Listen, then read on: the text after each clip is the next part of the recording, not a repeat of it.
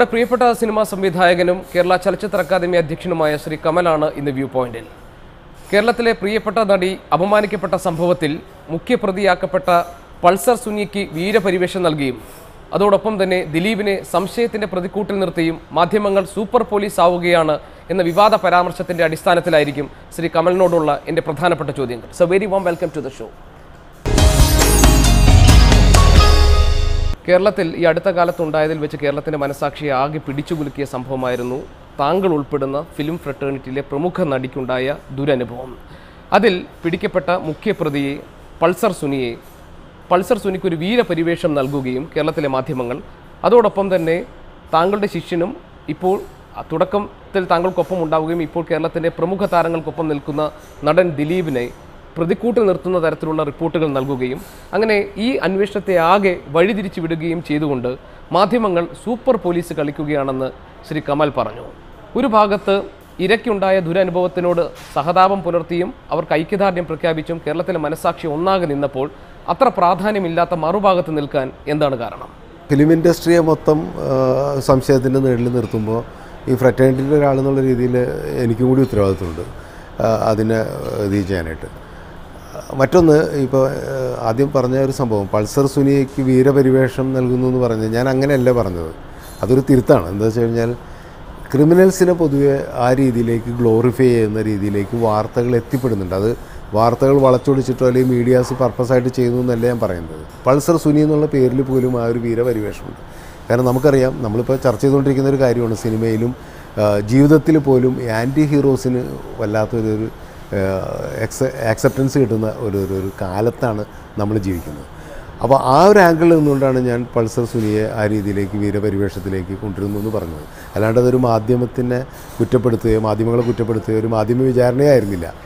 ഇപ്പുറത്തെ ഒരു മാധ്യമ വിചാരണ എനിക്ക് ഫീൽ ചെയ്ത സംഭവം എന്ന് പറഞ്ഞാൽ ചില മാധ്യമങ്ങൾ, എല്ലാ മാധ്യമങ്ങളും ഞാൻ പറയുന്നില്ല, എനിക്ക് മാത്രമല്ല ചലച്ചിത്ര രംഗത്ത് ഉള്ള എല്ലാ ആൾക്കാരുടെയും ഒരു സംഭവം എന്ന് പറഞ്ഞാൽ ആദ്യമേ ഇപ്പോൾ എന്താ പറയുക, ചലച്ചിത്ര രംഗത്തുള്ളൊരു പ്രതിരോധിക്കുന്നു എന്ന് പറയുമ്പോൾ വളരെ പെട്ടെന്ന് ദിലീപിലേക്ക് ഫോക്കസ് ചെയ്തിട്ട് ദിലീപാണ് കുറ്റവാളി എന്നുള്ള രീതിയിലേക്ക് ഇത് ചിത്രീകരിക്കപ്പെട്ടു. താരസംഘടനയായ അമ്മയായാലും മറ്റ് സിനിമാ മേഖലയിൽ പ്രവർത്തിക്കുന്ന മറ്റു സംഘടനകളായാലും ഈ കാര്യത്തിൽ പരസ്യമായി ഒരു പ്രതിഷേധവും ഐക്യദാർഢ്യവുമായി രംഗത്ത് വരുന്നത് ഈ സംഭവം നടന്ന 2 ദിവസങ്ങൾക്ക് ശേഷമാണ്. അത് ഒരു പോയിന്ററായിരുന്നു, അവിടെ നിന്നു. അതിനുശേഷം പിന്നീടുണ്ടായ എല്ലാ പ്രതിഷേധങ്ങളും പിന്നീടുണ്ടായിട്ടുള്ള എല്ലാ പ്രസ്താവനകളും ശ്രീ കമൽ താങ്കളുടേതടക്കം അത് ദിലീപിന് എന്തിനാണ് നിങ്ങൾ അനാവശ്യമായി വിചാരണ ചെയ്യുന്നത് എന്ന മട്ടിലായിരുന്നു. ഒരു സംഭവം ഉണ്ടാകുമ്പോൾ ആ സംഭവത്തിന് പിന്നിലുള്ള പിന്നാമ്പുറ കാര്യങ്ങൾ പല നിലയ്ക്കും അത് റിപ്പോർട്ട് ചെയ്യപ്പെടുകയും അതിന്മേൽ അന്വേഷണങ്ങൾ ഉണ്ടാവുകയും ചെയ്യും. ഒരു പോലീസ് അന്വേഷണം നടക്കുന്ന സുപ്രധാനമായ ഒരു കേസിൽ അത്തരം അന്വേഷണങ്ങൾക്ക് കഴമ്പില്ല എന്ന ഒരു മുൻവിധിയിലേക്ക് എത്തുന്ന തരത്തിലുള്ള ഒരു പരാമർശം താങ്കളെപ്പോലെ വളരെ ഉത്തരവാദിത്തപ്പെട്ട മുതിർന്ന ഒരു സംവിധായകനിൽ നിന്ന് ഉണ്ടായപ്പോഴാണ് ഇത്തരം സംശയങ്ങൾ ജനങ്ങൾക്കുണ്ടാവുക. ഞാൻ പറഞ്ഞത് സൂപ്പർ പോലീസ് കളിക്കുന്ന ഉദ്ദേശം എന്ന് വെച്ചാൽ സെക്കൻഡ് ഡേ തന്നെ ദിലീപാണെന്ന് പേരെടുത്ത് പറഞ്ഞുകൊണ്ട് ഒരു മാധ്യമം ദിലീപിൻ്റെ ചെയ്തികളെക്കുറിച്ചും ദിലീപിൻ്റെ മറ്റ് ചെയ്തികളെക്കുറിച്ചും നമ്മളിതിൽ കൂട്ടി വായിക്കേണ്ട കാര്യമില്ല. എന്തായിക്കോട്ടെ, അത് ആരുടെയായാലും. ഇപ്പോൾ ചലച്ചിത്ര രംഗത്ത് പ്രവർത്തിക്കുന്നവർ പലരും പ്രൊഫഷണലായിട്ട് പല രീതിയിലുള്ള എന്തെങ്കിലും റൈവലറി ഉണ്ടാവും, എന്തെങ്കിലും പ്രശ്നങ്ങളുണ്ടാവും, അത് മറ്റൊരു വിഷയമാണ്. പക്ഷേ രണ്ടാമത്തെ ദിവസം തന്നെ ദിലീപാണ് പ്രതി എന്നുള്ള രീതിയിലേക്ക് ഫോക്കസ് ചെയ്തുകൊണ്ട്, പേര് പറഞ്ഞ് ഫോക്കസ് ചെയ്തുകൊണ്ടതാണ് നമ്മൾ അങ്ങനെ സപ്പോർട്ട് ചെയ്യണം എന്നുള്ളൊരു ഉത്തരവാദിത്വം ഉള്ളത് കൂടി മാത്രമാണ്. നാളെ ദിലീപ് തെറ്റുകാരനാണോ ഇല്ലയെന്നുള്ളത് ഈ പറഞ്ഞ മാതിരി പോലീസും അന്വേഷണവും ഒക്കെ തീരുമാനിക്കട്ടെ. കുറ്റവാളിയാണെങ്കിൽ, അങ്ങനെ തെറ്റുകാരനാണെങ്കിൽ തീർച്ചയായും നമുക്ക് ദിലീപിനെ ന്യായീകരിക്കേണ്ട ഉത്തരവാദിത്വം എനിക്കില്ല, അത് വേറെ വിഷയം. പക്ഷേ അതുവരെ ഇപ്പോൾ എല്ലാവരുടെ കാര്യത്തിൽ ആ ഒരു സംഭവം ഉണ്ടല്ലോ, ആ ഒരു എന്താ പറയുക, ഒരാളെ കുറ്റവാളിയാണെന്ന് തീർച്ചപ്പെടുത്തുന്നവരെ അയാൾക്ക് കുറ്റവാളി അല്ലാതിരിക്കാനുള്ള എല്ലാ ധാർമ്മികമായ അവകാശവും അനുവദിച്ചു കൊടുക്കണ്ടേ നമ്മുടെ സമൂഹം. അതുകൊണ്ടാണ് ആ ഒരു ഇതാണ് നമ്മൾ ഈ ഫിലിം ഫ്രറ്റേണിറ്റിയിലെ ആൾക്കാർ കാണിച്ചത്. അതിപ്പോൾ ഏത് ഫ്രറ്റേണിറ്റിയിലുള്ളവരും നമുക്ക് എല്ലാവർക്കും അറിയാം. ഇപ്പോൾ രാഷ്ട്രീയക്കാരായാലും അങ്ങനെ തന്നെയല്ലേ ചെയ്യുന്നത്, മീഡിയയിൽ പ്രവർത്തിക്കുന്നവരായാലും നമ്മൾ അങ്ങനെയല്ലേ ചെയ്യുന്നത്, നിങ്ങൾ അങ്ങനെയല്ലേ ചെയ്യുള്ളൂ. ആ ഒരു ആംഗിൾ മാത്രമേ അതിനെ കണ്ടാൽ. സ്ത്രീ സുരക്ഷയെ സംബന്ധിച്ചൊരു പ്രധാനപ്പെട്ട കൂട്ടായ്മയിലാണ് ശ്രീ കമൽ ദിലീപിന് വേണ്ടിയുള്ള താങ്കളുടെ ആശങ്ക പങ്കുവച്ചത്. അതായത് ഞാൻ പ്രധാനമായിട്ട് പറഞ്ഞത്, അന്ന് സ്ത്രീ സുരക്ഷയെക്കുറിച്ചുള്ള സംസാരം മുഴുവൻ കഴിഞ്ഞതിന് ശേഷം മാധ്യമങ്ങൾ എല്ലാ കാര്യങ്ങളിലും ഇത്തരം സൂപ്പർ പോലീസ് കളിക്കുന്നു എന്നൊരു ഡൗട്ട് ഉണ്ടെന്ന് എനിക്ക് ഫീൽ ചെയ്യുന്നു. അത് എൻ്റെ ഫീലിംഗ് ആണ്, അത് ഞാൻ പറയുന്നു പബ്ലിക്കായിട്ട്. അതിപ്പോഴും ഞാൻ അങ്ങനെ വിശ്വസിക്കുന്നു. എല്ലാ മാധ്യമങ്ങളല്ല ഞാൻ പറഞ്ഞത്, ചില മാധ്യമങ്ങളെങ്കിലും നിങ്ങൾക്ക് ബോധ്യം ഉണ്ടാവുമെന്ന് ഞാൻ വിചാരിക്കുന്നു, ചില മാധ്യമങ്ങളെങ്കിലും അങ്ങനെ ആയി എന്നുള്ളൊരു വിശ്വാസം എനിക്കുണ്ട്. ശ്രീ കമലിനെതിരെ ഒരു ഘട്ടത്തിൽ താങ്കൾ രാജ്യദ്രോഹിയാണ്, താങ്കൾ ദേശഭക്തി ഇല്ലാത്തയാളാണ്, താങ്കൾ മറ്റു പല രീതിയിലും ഈ ദേശത്തിൻ്റെ താല്പര്യങ്ങൾക്ക് വിരുദ്ധമായി പ്രവർത്തിക്കുന്നയാളാണ് എന്നെല്ലാമുള്ള കുപ്രചാരണം നടത്തി സംഘപരിവാർ ശക്തികൾ ശ്രീ കമലിനെ പരസ്യമായി നടുറോട്ടിൽ താങ്കളെ വെല്ലുവിളിച്ചുകൊണ്ട് പ്രകടനങ്ങൾ നടത്തിയപ്പോഴും പിന്നീട് പലതരത്തിലുള്ള നീക്കങ്ങൾ താങ്കൾക്കെതിരെ പ്രത്യക്ഷമായും പരോക്ഷമായും ഉണ്ടായപ്പോഴും ഈ പറയുന്ന ഒരു മതേതര കൂട്ടായ്മയിലൂടെ ഒരു പ്രതിരോധം തീർക്കാൻ വേണ്ടി മുന്നിട്ട് നിന്നതും ഇതേ മാധ്യമങ്ങളായിരുന്നു. അന്ന് മാധ്യമങ്ങളെ താങ്കൾ സ്വീകരിക്കുകയും മറ്റൊരു ഘട്ടത്തിൽ എല്ലാ വശങ്ങളും കൊണ്ടുവരിക എന്നൊരു മാധ്യമധർമ്മം നിറവേറ്റപ്പെടുമ്പോൾ മാധ്യമങ്ങൾ സൂപ്പർ പോലീസ് ആവുകയാണ് എന്നൊരു അതിരുകടന്ന അഭിപ്രായ പ്രകടനം നടത്തി എന്നും വിലയിരുത്തപ്പെടുന്നുണ്ട്. ഒരു ടാർഗറ്റ് ചെയ്യുന്ന ഫീലിംഗ് നമുക്ക് വന്നു. അത് നമുക്ക് എന്താണെന്ന് അറിയില്ല. അതിപ്പോൾ ചിലപ്പോൾ എൻ്റെ എന്താ പറയുക ദിലീപുമായിട്ടുള്ളൊരു സ്നേഹം സൗഹൃദം കൊണ്ടായിരിക്കാം, അത് വ്യക്തിപരമായിരിക്കാം, അത് ഞാനിവിടെ സമ്മതിക്കാൻ തയ്യാറാണ്. പക്ഷേ അങ്ങനെ ഫീൽ ചെയ്യുന്ന രീതിയിലേക്ക് മാറിപ്പോകുന്നുണ്ടായിരുന്നു. അപ്പോൾ അവിടെ ഒരു സംയമനം പാലിക്കണമായിരുന്നു. ഇപ്പോൾ ഉദാഹരണത്തിന് ഇപ്പോൾ എൻ്റെ ഇഷ്യൂവിൽ തന്നെ മാധ്യമങ്ങൾ രണ്ടു വശവും വ്യക്തമായിട്ട് കേൾക്കുന്നുണ്ടായിരുന്നു, ഇല്ലേ? ഇപ്പോൾ നിങ്ങൾക്ക് എല്ലാവർക്കും അറിയാവുന്നതാണ് ദിലീപിൻ്റെ ആ സംഭവം നടന്നപ്പോൾ ദിലീപിൻ്റെ വീട്ടിൽ പോയിട്ട് പോലീസ് ചോദ്യം ചെയ്തു എന്നുള്ള കാര്യങ്ങളൊക്കെ മാധ്യമങ്ങൾ റിപ്പോർട്ട് ചെയ്യുമ്പോൾ അങ്ങനെ നടന്നിട്ടുണ്ടോ എന്നുള്ളത് സത്യസന്ധമായിട്ട് അന്വേഷിക്കാൻ എന്തുകൊണ്ട് മാധ്യമങ്ങൾ തയ്യാറായില്ല? നിറം പിടിപ്പിച്ച ഒരുപാട് കഥകൾ ഇതിനോടനുബന്ധമായി വന്നു. അതിൽ ചില കഥകളെങ്കിലും ഒരുപക്ഷെ സിനിമാ മേഖലയുമായി അടുത്ത് ബന്ധപ്പെടുന്ന ആളെന്ന നിലയിൽ താങ്കൾക്ക് അതിലെ ചില കഥകളെങ്കിലും ഒന്നെങ്കിൽ ഓൺ ചെയ്യുകയോ അല്ലെങ്കിൽ അതിന് ഡിസോൺ ചെയ്യുകയോ ചെയ്യാം. ഉദാഹരണത്തിന് ഈ പറയുന്ന ഒരു പ്രമുഖ നടന് ഈ പറയുന്ന ദുരനുഭവം ഉണ്ടായ നടിയുമായി ഉണ്ടായിട്ടുള്ള ചില വ്യക്തിപരമായ അഭിപ്രായ വ്യത്യാസങ്ങൾ, അവരുടെ കുടുംബജീവിതവുമായി ബന്ധപ്പെട്ടുണ്ടായിട്ടുള്ള അസ്വാരസ്യങ്ങൾ, അവർ ഒരുമിച്ച് നടത്തിയ ഒരു ബിസിനസ്സിൻ്റെ ഭാഗമായി ഒരു പ്രത്യേക ഘട്ടത്തിൽ ആ സ്ഥലം തിരിച്ചു ചോദിച്ചപ്പോൾ കൊടുക്കില്ല എന്നതിൻ്റെ പേരിലുണ്ടായിരുന്ന വൈരാഗ്യം, ഇതെല്ലാം അന്വേഷിക്കപ്പെടേണ്ടതാണ് എന്നാണ് ഈ പറയുന്ന കഥകളിലൂടെയെല്ലാം പുറത്തു വന്നിരുന്ന ഒരു കാര്യം. ഇതിനെയൊക്കെ പാടെ നിഷേധിക്കുകയാണോ കമൽ താങ്കൾ? ഇല്ല, അതെനിക്കറിയാം. ഞാൻ രണ്ട് കാര്യം പറയാം. ഒന്ന്, ഇതൊന്നും അന്വേഷിക്കപ്പെടാണ്ട് ഇരിക്കേണ്ട കാര്യങ്ങളല്ല. തീർച്ചയായിട്ടും അത്തരം രീതിയിലുള്ള ഒരു അലിഗേഷൻ ഉണ്ടെങ്കിൽ അത് അന്വേഷിക്കണം. അത് ആരുടെ ഭാഗത്തുനിന്നെങ്കിലും പരാതി ഉണ്ടായാലും ഇല്ലെങ്കിലും അന്വേഷിക്കാനുള്ള പൂർണ്ണമായ സ്വാതന്ത്ര്യം പോലീസിനുണ്ട്, മാധ്യമങ്ങൾക്കുണ്ടൊക്കെ ഉണ്ട്. പക്ഷേ ഞാൻ പറയുന്നത്, എൻ്റെ വ്യക്തിപരമായിട്ട് ഞാൻ പറയുന്നത്, ഇത്തരം കാര്യങ്ങളിലൊന്നും ഞാൻ ഇടപെടാറില്ല. എനിക്കറിയില്ല. നിങ്ങൾക്ക് തന്നെ അറിയാം, ഞാൻ ചലച്ചിത്ര രംഗത്ത് ഇത്രയും വർഷം നിൽക്കുന്ന ഒരാളാണ്. ഞാൻ സിനിമയിൽ ഒരു ബിസിനസ്സും ചെയ്യുന്നില്ല ഇതുവരെ, ഇല്ലേ? ഒരു സിനിമ നിർമ്മിച്ചത് ആകെ സെല്ലുമായിട്ടാണ്. അതെൻ്റെ ഒരു സ്വപ്നമായതുകൊണ്ട് മാത്രം, കാരണം എനിക്ക് വേറൊരു നിർമ്മാതാവില്ലായതുകൊണ്ട് മാത്രമാണ് ഞാൻ നിർമ്മിച്ചത്. അല്ലാതെ ഞാൻ പണത്തിന് വേണ്ടിയിട്ട് ഇന്നുവരെ വേറൊരു ബിസിനസ് സിനിമയിൽ ചെയ്യുകയോ അതല്ലെങ്കിൽ സിനിമ തന്നെ നിർമ്മിക്കുകയോ ചെയ്യാത്ത ഒരാളാണ് ഞാൻ. അപ്പോൾ എനിക്ക് അത്തരം താല്പര്യങ്ങളില്ല. അതാണ് ഞാൻ തുറന്നു പറയുന്നത്. താങ്കൾ പറഞ്ഞു ദിലീപിനെ വ്യക്തിപരമായി ആക്രമിക്കപ്പെടുന്നു എന്ന് തോന്നിയപ്പോൾ ഒരു സുഹൃത്ത് എന്ന നിലയിൽ അല്ലെങ്കിൽ ദീർഘകാലം ഒരു ഗുരു എന്ന നിലയിലൊക്കെ താങ്കളെ വേദനിപ്പിച്ചിട്ടുണ്ടാകും. വ്യക്തിപരമായി താങ്കൾ അതിന് മറുപടിയും പറഞ്ഞിട്ടുണ്ടാകും. പക്ഷെ മറുഭാഗത്ത് മഞ്ജു വാര്യരെ പോലുള്ളവർ, ഭാഗ്യലക്ഷ്മിയെ പോലുള്ളവർ, റിമ കല്ലിങ്കലിനെ പോലുള്ളവർ, ഇവരൊക്കെ തന്നെ ഈ നടന്ന സംഭവങ്ങളിലൊക്കെ ഒരു ക്രിമിനൽ ഗൂഢാലോചന നടന്നിട്ടുണ്ട് എന്ന് ഉറച്ചു വിശ്വസിക്കുകയും അതിന്മേൽ അന്വേഷണം വേണം എന്ന നിർബന്ധ ബുദ്ധിയിൽ നിൽക്കുകയും ചെയ്യുന്നവരാണ്. അത്തരത്തിൽ ഒരു വോസിഫറായി വളരെ ശക്തമായി ഈ കാര്യങ്ങൾ ആവശ്യപ്പെടുന്നവരുടെ മുൻനിരയിൽ ശ്രീ കമലിനെ കണ്ടില്ല. എന്തുകൊണ്ട്? അല്ല, ഞാൻ അത് ആവശ്യപ്പെടുകയാണ്. തീർച്ചയായിട്ടും അതിപ്പോൾ മാധ്യമങ്ങളുടെ മുമ്പിൽ ആവശ്യപ്പെടുന്നതല്ല. ക്രിമിനൽ ഗൂഢാലോചന നടന്നിട്ടുണ്ടെങ്കിൽ അത് അന്വേഷിക്കണം. അത് നടന്നിട്ടുണ്ടാവും തന്നെയാണ് ഞാൻ വിശ്വസിക്കുന്നത്. പക്ഷേ അത് ദിലീപിലൂടെയാണെന്ന് പറയേണ്ടതുണ്ടോ എന്ന് മാത്രമാണ് ഞാൻ ചോദിക്കുന്നത്. ഞാൻ തന്നെ, നിങ്ങൾക്കറിയാവുന്നതാണ്, ഐക്യദാർഢ്യം സമയത്ത് ഞാനാണ് ആദ്യമായിട്ടൊരു കാര്യം പറഞ്ഞത്, സിനിമയിൽ ക്രിമിനൽ വൽക്കരണം നടക്കുന്നു എന്ന് പറഞ്ഞത്. അത് എന്നോട് ശക്തമായി വിയോജിപ്പ് സിനിമയിൽ നിന്നുള്ള കുറേ പേര് രേഖപ്പെടുത്തി. ഞാനിപ്പോൾ തുറന്നു പറയുന്നത്. പക്ഷേ ഞാൻ വിശ്വസിക്കുന്നുണ്ട് ഇപ്പോഴും സിനിമയിൽ ഇത്തരം ക്രിമിനൽസ് നുഴഞ്ഞു കയറിയിട്ടുണ്ട് പല രംഗങ്ങളിലും.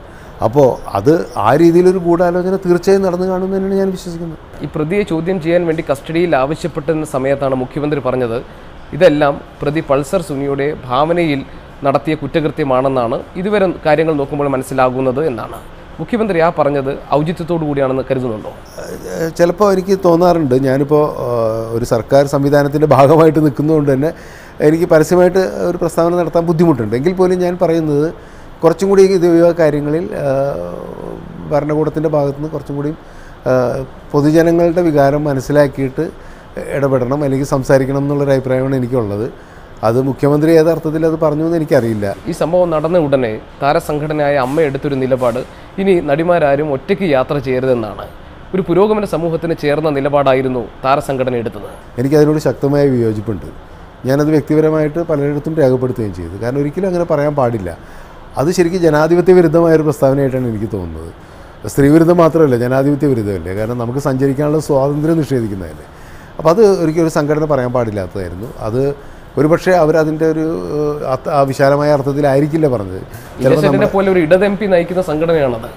അതെ, അതാണ് പറഞ്ഞത്. അത് പറയാൻ പാടില്ലായിരുന്നു തന്നെയാണ് ഞാൻ പറയുന്നത്. പക്ഷേ അത് നമുക്ക് മറ്റൊരു അർത്ഥത്തിൽ അതിനെ കാണാം. ഇപ്പോൾ നമ്മുടെ കുടുംബത്തിൽ നമ്മുടെ ഒരു മുതിർന്ന അംഗം എന്താ പറയുക, ചിരിക്കുന്ന കാണുമ്പോൾ എനിക്ക് മനസ്സിലാവുന്നുണ്ട് അതിൻ്റെ അർത്ഥം. മുതിർന്ന അംഗം നമ്മുടെ കുട്ടികളോട് പറയുന്ന മാതിരി വേണമെങ്കിൽ അതിനെ കണ്ടാൽ ഓക്കെ. പക്ഷേ അത് സംഘടനയുടെ അഭിപ്രായമായിട്ട് വന്നപ്പോഴാണ് ഈ പ്രശ്നമുള്ളൂ. ഇപ്പോൾ ഇന്നസെൻ്റ് വിളിച്ചിട്ട് ആ നടിയോട് പറയാണ്, അല്ലെങ്കിൽ മറ്റു നടിമാരോട് വ്യക്തിപരമായിട്ട് പറയണം നിങ്ങൾ സൂക്ഷിച്ച് സഞ്ചരിക്കണം എന്ന് പറയണമെങ്കിൽ ഈ പറയുന്നതൊക്കെ ശരിയാണ്.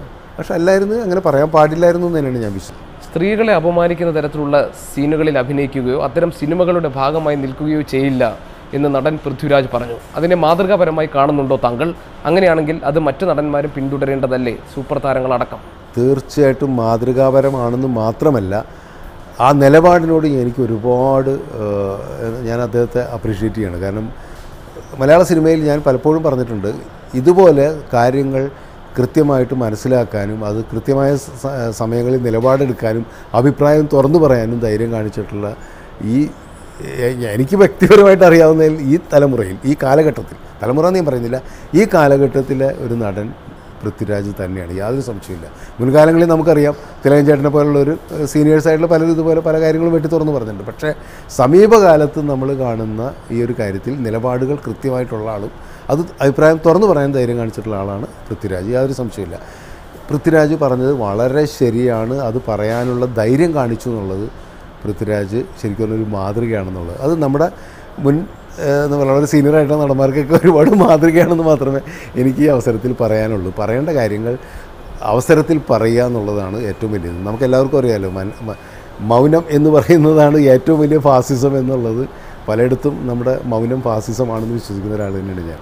ഈ പൊതുവിൽ കേരള സമൂഹത്തിന് പ്രതികരിക്കാനുള്ള ശേഷിക്കുറവിനെ പറ്റി പറയുന്നതിനേക്കാൾ കുറേ കൂടി ഗൗരവമുള്ളതല്ലേ, അല്ലെങ്കിൽ അതുപോലെ തന്നെ ഗൗരവമുള്ളതല്ലേ ഇതുപോലെയുള്ള സാമൂഹിക പ്രശ്നങ്ങളിൽ ഇടപെടുന്നതിനും അഭിപ്രായം പറയുന്നതിനും താങ്കൾ പറഞ്ഞതുപോലെ തുറന്ന കാര്യങ്ങൾ സംവദിക്കുന്നതിനും നിലപാടെടുക്കുന്നതിനും രാഷ്ട്രീയം പറയുന്നതിനുമൊക്കെ സിനിമാക്കാർ പുലർത്തുന്ന ഒരു നിഷേധാത്മകമായ അല്ലെങ്കിൽ സ്വാർത്ഥ താല്പര്യത്തോടുള്ള അവരുടെ നിശബ്ദമായ സമീപനം എന്തുകൊണ്ടാണ് സിനിമ ഫ്രട്ടേണിറ്റിക്കകത്ത് ഈ തരത്തിൽ ഒരു അവസരവാദ സ്വഭാവമുള്ള, അതല്ലെങ്കിൽ വളരെ ഡിപ്ലോമാറ്റിക് ആയിട്ടുള്ള ഒരു സ്വഭാവത്തിലേക്ക് ഇവരെല്ലാം മാറിപ്പോകുന്നത്? എന്തുകൊണ്ടായിരിക്കും കേരളത്തിൽ മാത്രം ഇത് കാണുന്നത്? കേരളത്തിൽ മാത്രമാണെന്ന് എനിക്കറിയില്ല. തമിഴ്നാട് പോലുള്ള സ്ഥലങ്ങളിൽ നമുക്ക് വ്യക്തമായ രാഷ്ട്രീയമുണ്ട്, പരസ്യമായ രംഗത്ത് പറയുന്നുണ്ട്.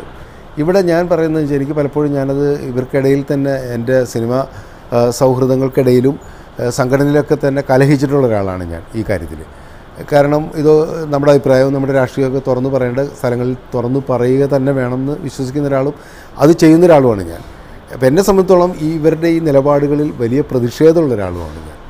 ഇപ്പോൾ എനിക്കെതിരെ ഉണ്ടായിരുന്ന ഈ അറ്റാക്കിന് എങ്ങനെ പ്രതികരിച്ചു എന്നുള്ളത് ഞാൻ വിഷയമാക്കുന്നില്ല. അത് എൻ്റെ മാത്രം സ്വകാര്യമായിട്ടുള്ള ചിലപ്പോൾ ഒരു പ്രതിഷേധമോ ദുഃഖമോ ഒക്കെ ആയിട്ട് ഞാനതിനെ കണ്ടോളാം. പക്ഷേ MT പോലെ ഒരാൾക്ക് ഉണ്ടായ ഒരു സംഭവത്തിൽ ഇത്രയും നമ്മളൊക്കെ ബഹുമാനിക്കുകയും നമ്മളൊക്കെ ആരാധിക്കുകയൊക്കെ ചെയ്യുന്ന ഒരു ചലച്ചിത്രകാരനും ഒരു എഴുത്തുകാരനും സാഹിത്യകാരനുമായിട്ടുള്ളൊരു വ്യക്തിക്കെതിരെ ചലച്ചിത്ര മേഖലയിൽ ഇത്രയും വർഷത്തെ ഞങ്ങളെക്കാളൊക്കെ സീനിയറായിട്ടുള്ള ആളല്ലേ MT സിനിമയിൽ, അദ്ദേഹത്തിനെതിരുണ്ടായാൽ പോലും ഈ മൗനം തീർച്ചയായിട്ടും ശരിയായിരുന്നില്ല എന്ന് ഞാൻ തുറന്നു പറഞ്ഞിട്ടുള്ള ഒരാൾ കൂടിയാണ് ഞാൻ. അപ്പോൾ ഇങ്ങനെയുള്ള കാര്യങ്ങളിൽ ചില നിലപാടുകൾ ഇനിയെങ്കിലും എടുക്കാൻ വൈകിയാൽ പണ്ട് നമ്മൾ ഹിറ്റ്ലറുടെ മുസോലിനിയുടെയൊക്കെ കാലത്ത് പറഞ്ഞ ഇത് തിരിച്ചു പറയേണ്ടി വരും. ഇത് നമ്മളെ തേടി വരുമ്പോഴാണ് നമ്മൾ അപ്പോഴറിയുള്ളൂ ഇതിൻ്റെ ഒരു ഗൗരവം എന്തായിരുന്നു എന്നുള്ളത്. എനിക്ക് അവരോട് അതാ പറയാനുള്ളൂ. ഏത് തരത്തിലുള്ള ക്രിമിനൽ വൽക്കരണമാണ് ശ്രീ കമൽ സിനിമയിലുള്ളത്? ഏത് തരത്തിലുള്ള ഗ്രൂപ്പ് കളികളും പരസ്പരം പാരവിപ്പുകളുമാണ് സിനിമയിലുള്ളത്? ഇത് മലയാള സിനിമയെ സംബന്ധിച്ച് പുതിയ ഒരു അനുഭവമാണോ? രണ്ട് തരത്തിൽ നമ്മളതിനെ കാണണം. ഈ പരസ്പരം പാരവിപ്പ് അല്ലെങ്കിൽ മത്സരങ്ങൾ എന്നൊക്കെ പറയുന്നത് നമുക്ക് ഒഴിവാക്കാൻ പറ്റില്ല. കാരണം ഇത് എല്ലാ കാലത്തും എല്ലാ ഇൻഡസ്ട്രിയിലും ഉണ്ട്. ഇപ്പോൾ സിനിമയിൽ മാത്രമാണോ, നമുക്ക് മറ്റേത് ഇൻഡസ്ട്രി നോക്കിയാലും. കാരണം ഇതൊരു മത്സരമുണ്ട്, പ്രൊഫഷണൽ ജലസി ഉണ്ടാവും, പ്രൊഫഷണലായിട്ടുള്ള ഒരു മത്സരങ്ങളും കിടമത്സരങ്ങളൊക്കെ ഉണ്ടാവും. അതിൻ്റെ ഭാഗമാണ്. അത് ചിലപ്പോൾ നമ്മൾ ക്രിയേറ്റീവായിട്ട് അതിന് ചിലപ്പോൾ ഗുണം ചെയ്യാം. മറ്റു രീതിയിലാണ് ഞാൻ പറയുന്നത്. ഇപ്പോൾ ഉദാഹരണത്തിന് നമുക്ക് എല്ലാവർക്കും അറിയാവുന്നതാണ്, ഇപ്പോൾ ഒരു സെറ്റിൽ ഞാനിപ്പോൾ ഈ അടുത്ത കാലത്തായിട്ട് പല സെറ്റുകളും ചെന്ന് കഴിഞ്ഞിട്ടുണ്ടെങ്കിൽ സിനിമയായിട്ട് ബന്ധമില്ലാത്ത ആ സിനിമയുടെ സെറ്റിൽ ക്രൂ ആയിട്ട് വർക്ക് ചെയ്യാത്ത കുറേ ആൾക്കാർ അനാവശ്യമായിട്ട് സെറ്റിൽ ചുറ്റിപ്പറ്റി നടക്കുന്നത് കാണാം. ചിലപ്പോൾ പ്രൊഡ്യൂസറുടെ ആൾക്കാരായിരിക്കാം, സിൽബന്തികൾ നമ്മൾ നാടൻ ഭാഷ പറയില്ല, അല്ലെങ്കിൽ താരത്തിൻ്റെ ആയിരിക്കും, അല്ലെങ്കിൽ സംവിധായകൻ്റെ ആയിരിക്കും, അല്ലെങ്കിൽ ഏതെങ്കിലും ടെക്നീഷ്യൻ്റെ ആയിരിക്കും. പക്ഷേ ഇവരാരാണ്, എന്തിനു വരുന്നു, സിനിമ ഷൂട്ടിങ്ങിൽ ഇവർക്ക് എന്താണ് റോള് എന്നുള്ളതിനെക്കുറിച്ച് ഒരു വ്യക്തമായ ധാരണ ആർക്കില്ല. ആ സിനിമയിൽ പ്രവർത്തിക്കുന്നവർക്ക് പോലും ഇല്ല, ഓരോ സിനിമയിലും പെർട്ടിക്കുലർ സിനിമയിലും. ഇതിനെയാണ് ഞാൻ പറഞ്ഞത്. അപ്പോൾ അവിടെ ഒരു ക്രിമിനൽ നുഴഞ്ഞു കയറിയാൽ അറിയില്ല നമ്മൾ, അയാളുടെ ഉദ്ദേശം എന്താണെന്ന് അറിയില്ല, അപ്പോൾ ഇത് കൃത്യമായി മോണിറ്റർ ചെയ്യേണ്ടതുണ്ടെന്നാണ് ഞാൻ ആദ്യം പറഞ്ഞത്. ഈ അംഗരക്ഷകരൊക്കെ വേണ്ടി വരുന്ന സിനിമാക്കാർക്ക് സാധാരണക്കാരുമായുള്ളൊരു ബന്ധം അല്ലെങ്കിൽ സാധാരണ ജീവിതവുമായുള്ളൊരു ബന്ധം ഇതൊക്കെ നഷ്ടപ്പെട്ട് അവർ ഒരു സ്വപ്ന ലോകത്ത് അതല്ലെങ്കിൽ പണത്തിൻ്റെയും മറ്റ് സൗകര്യങ്ങളുടെയും ഒക്കെ പിന്നാലെ പോവുകയും അവർക്ക് ഇതെല്ലാം കരുതാൻ വേണ്ടി ആളുകൾ കൂടി വരികയൊക്കെ ചെയ്യുന്നൊരു സാഹചര്യം ഉണ്ടായിട്ടുണ്ടോ? അല്ല, അതിന് രണ്ട് തരത്തിൽ നമ്മൾ കാണണം. ഒരാളുടെ സ്വകാര്യത എന്ന് പറയുന്നത് അയാളുടെ മാത്രം സ്വന്തമാണ്. അതിലേക്ക് ആരും അതിക്രമിച്ച് കയറാൻ നമ്മളാരും അംഗീകരിക്കില്ല അല്ലേ. അപ്പോൾ അത് താരം മാത്രമല്ല, നമ്മളൊരു സാധാരണ മനുഷ്യനായാലും പോലും ഇതില്ല. ഇപ്പോൾ നമ്മുടെ സമൂഹത്തിൽ വന്നിട്ടുള്ള മാറ്റം നമുക്കറിയാം. ഏറ്റവും വലിയ പ്രശ്നം എന്ന് വെച്ചാൽ മൊബൈൽ ക്യാമറകളാണ്. ഈ മൊബൈൽ ക്യാമറ വലിയൊരു ദുരന്തമായിട്ടാണ് ഞാൻ കാണുന്നത്. കാരണം നമുക്ക് നമ്മുടെ സ്വകാര്യത മുഴുവൻ നഷ്ടപ്പെടുന്നത്. ഒരു സംവിധായകനായ എനിക്ക് പോലും അത് വലിയൊരു പ്രശ്നമുണ്ട്. സിനിമ ഒരു പ്രൊഡ്യൂസർ തന്നെ സെക്യൂരിറ്റീനെ വെച്ചിട്ടുള്ള ഒരു സംഭവങ്ങൾ ഉണ്ടായിരുന്നു മുൻകാലങ്ങളിൽ. അതൊരു സെറ്റിൽ പ്രൊഡ്യൂസറുടെ ഒരു ഇതായിട്ട് തന്നെ കണക്കാക്കണം. പ്രൊഡ്യൂസർ ഉത്തരവാദിത്വമാണല്ലോ, താരമായാലും ശരി ബാക്കി ടെക്നീഷ്യൻ എല്ലാവരെയും സംരക്ഷിക്കുക എന്നുള്ളത്. ആ രീതിയിൽ തന്നെ പോയാൽ മതിയായിരുന്നു. ഇത് വ്യക്തികൾക്ക്, ഓരോ താരങ്ങൾക്ക് ചില അവരുടേതായ താല്പര്യങ്ങൾക്ക് ചില അംഗരക്ഷകർ വരുമ്പോഴാണ് ഓരോ താരങ്ങൾക്കും ഓരോ അംഗരക്ഷകരും 1, 2, 3 അംഗരക്ഷകർ വരുമ്പോൾ അത് തന്നെ ഒരു കൂട്ടമായി മാറുന്നത്. അതാണ് ബുദ്ധിമുട്ടായിട്ട് ഞാൻ പറഞ്ഞത്. ഈ നടിക്കുണ്ടായ അനുഭവത്തിൽ ദിലീപിനോട് വളരെ അൺഫെയറായി മാധ്യമങ്ങൾ പെരുമാറുകയും എല്ലാം ദിലീപിനെ ഒരു ക്രൂരനായി ചിത്രീകരിക്കുന്ന തരത്തിലേക്ക് ഇത് എത്തുകയും ചെയ്തപ്പോഴാണല്ലോ താങ്കളെ അത് വൈകാരികമായി ബാധിച്ചത്.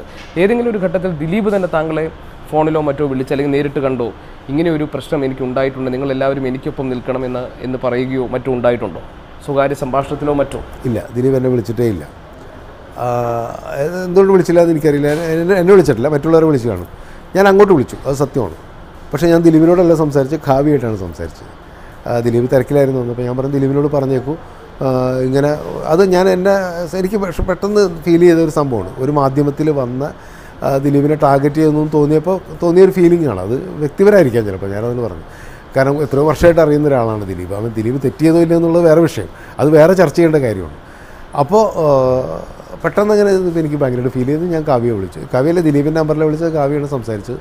ഞാൻ കാവ്യയോട് പറഞ്ഞു അങ്ങനെ വിഷമിക്കേണ്ട കാര്യമില്ല, നമ്മൾ തീർച്ചയായിട്ടും ഫിലിം ഫ്രട്ടേണിറ്റി മറ്റുള്ള എല്ലാവരും വിളിച്ചിട്ടുണ്ടാവും, അതുപോലെ ഞാനും പറയുകയാണ് എന്ന് ഞാൻ പറഞ്ഞു. അത് സത്യമാണ്. ദിലീപ് എന്നോട് സഹായം ആവശ്യപ്പെട്ട് വിളിക്കുകയോ അല്ലെങ്കിൽ സാർ എൻ്റെ കൂടെ നിൽക്കണമെന്നൊന്നും പറഞ്ഞിട്ടില്ല. കാരണം അതൊരു ധാർമ്മികമായ ഒരു ഉത്തരവാദിത്വം ആണോ എന്ന് ചോദിച്ചാൽ എൻ്റെ ഉത്തരവാദിത്വം തന്നെയാണല്ലോ. കാരണം എൻ്റെ കൂടെ സിനിമയിൽ വന്ന ഒരാളാണ് ഞാൻ.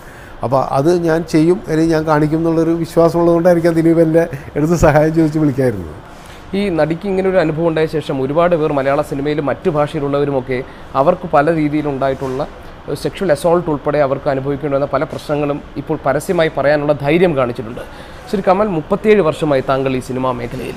ഏതെങ്കിലും ഒരു സന്ദർഭത്തിൽ ഏതെങ്കിലും ഒരു നടിയോ അല്ലെങ്കിൽ ഏതെങ്കിലും ഒരു കലാകാരി അവർക്ക് ഈ തരത്തിൽ പ്രശ്നങ്ങൾ ഉണ്ടായിട്ടുണ്ട് എന്ന് വ്യക്തിപരമായി ഏതെങ്കിലും ഒരു സന്ദർഭത്തിൽ താങ്കളോട് പറഞ്ഞിട്ടുണ്ടോ? അത് എനിക്കിപ്പോൾ റിവീൽ ചെയ്യാൻ ബുദ്ധിമുട്ടുണ്ട്.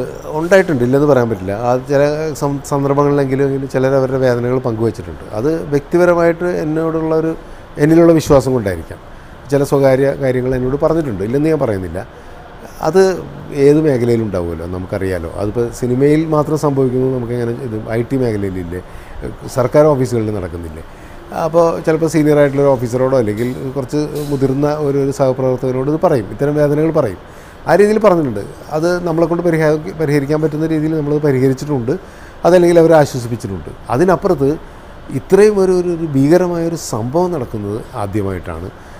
അതിനെ നമ്മുടെ നടി കാണിച്ചിട്ടുള്ള ഒരു പ്രതിരോധിക്കാനുള്ളൊരു ധൈര്യം, അത് ധൈര്യമായിട്ട് പറയാനുള്ളൊരു ചങ്കൂറ്റം എന്നുള്ള കാര്യത്തിൽ അവിടെയാണ് നമുക്ക് അവരോട് തോന്നുന്ന സ്നേഹവും ബഹുമാനവും മാതൃകയും ഒക്കെ നമുക്ക് തോന്നുന്നത്.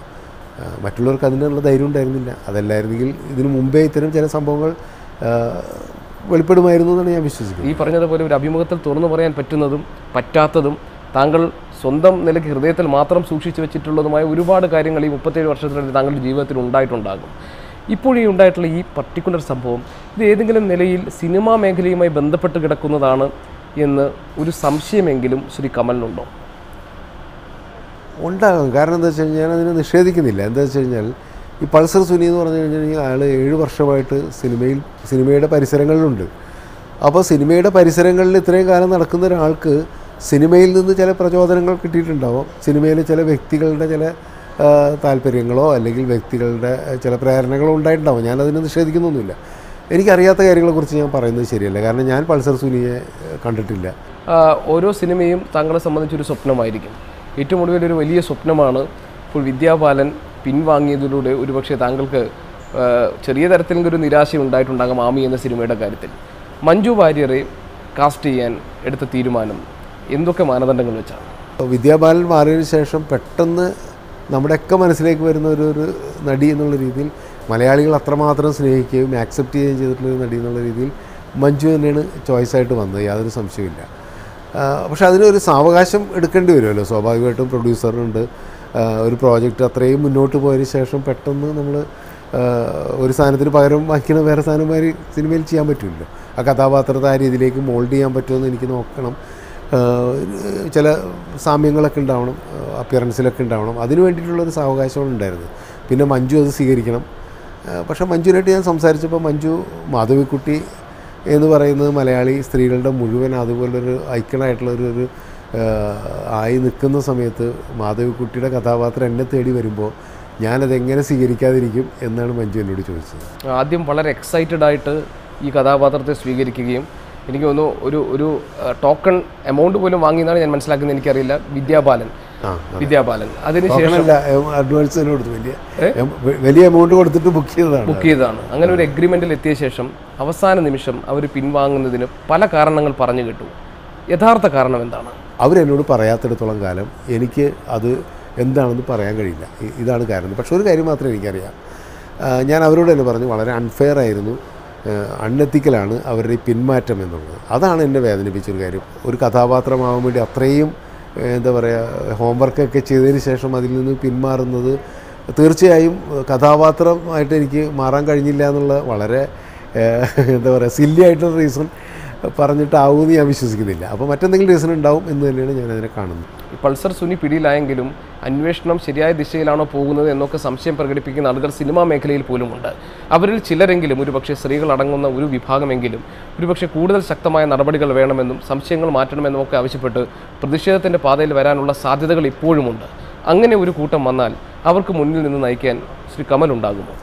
തീർച്ചയായിട്ടും ഞാൻ അവരുടെ കൂടെ ഉണ്ടാവും. അവർക്ക് ഐക്യദാർഢ്യം പ്രഖ്യാപിക്കുകയും ചെയ്യും. ഞാനിപ്പോൾ ഓപ്പണായിട്ട് പറയണം. കാരണം എന്താ പറയുമോ, സ്ത്രീകൾ ആക്രമിക്കപ്പെടുന്നതിന്, സ്ത്രീകളെ ഇരയാക്കപ്പെടുന്നതിന് എന്നും വേദനയോടും രോക്ഷത്തോടും കാണുന്ന ഒരാളാണ് ഞാൻ. അതേത് സമൂഹത്തിലായാലും ശരി. ആ കാര്യത്തിൽ ഏത് സ്ത്രീ ആയാലും, ഒരു സാധാരണ സ്ത്രീ ആയാലും ശരി, ഏത് സെലിബ്രിറ്റി ആയാലും ശരി, ഒരേ രീതിയിൽ തന്നെ കാണണം എന്ന് വിശ്വസിക്കുന്ന ഒരാളുമാണ്. ശ്രീ കമലിനോടുള്ള മലയാളത്തിൻ്റെ സ്നേഹം താങ്കളുടെ മതമോ ജാതിയോ അല്ലെങ്കിൽ മറ്റെന്തെങ്കിലും ഐഡൻറ്റിറ്റിയോ നോക്കിയിട്ടുള്ളതല്ല. പക്ഷെ എന്നിട്ടും ഈ അടുത്ത സന്ദർഭങ്ങളിലൊക്കെ താങ്കൾക്ക് ഒരു അരക്ഷിതത്വം അനുഭവപ്പെട്ടു എന്നാണ് ഞാൻ അറിയുന്നത്. അത് ഒരു മുസ്ലിമാണ് താങ്കൾ എന്നതിൻ്റെ പേരിൽ ബോധപൂർവം താങ്കളെ പലരും ടാർഗറ്റ് ചെയ്യുന്നു എന്ന വിലയിരുത്തലുകൾ ഉണ്ടായിട്ടുണ്ട്. സ്വയം താങ്കൾ അത് വിശ്വസിക്കുന്നു? മറ്റൊരു കാരണമില്ലാത്തിടത്തോളം കാലം അങ്ങനെ വിശ്വസിക്കേണ്ടി വരും. കാരണം വെറുമൊരു കലാകാരൻ മാത്രമാണെങ്കിൽ എന്നെ ആ രീതിയിലേക്ക് അറ്റാക്ക് ചെയ്യേണ്ട കാര്യമില്ല. കാരണം പല രീതിയിലും അവരുടെ രാഷ്ട്രീയം പറയുകയൊക്കെ ചെയ്ത് ഒരുപാട് കലാകാരന്മാർ ഇതിനു മുമ്പ് ഉണ്ടായിട്ടുണ്ടല്ലോ. അതുകൊണ്ടാണ് ചിലപ്പോൾ ടാർഗറ്റ് ചെയ്യണമെന്ന് തോന്നിയിട്ടുണ്ടാവും. മറ്റു പലരും പറയുന്ന പോലെ എനിക്ക് വ്യക്തിപരമായിട്ട് തോന്നിയിട്ടുണ്ട്. കലയിലായാലും ജീവിതത്തിലായാലും സ്വതന്ത്ര നിലപാടുമായി ഇനിയും മുന്നോട്ട് പോകാൻ കഴിയട്ടെ. Thank you very much.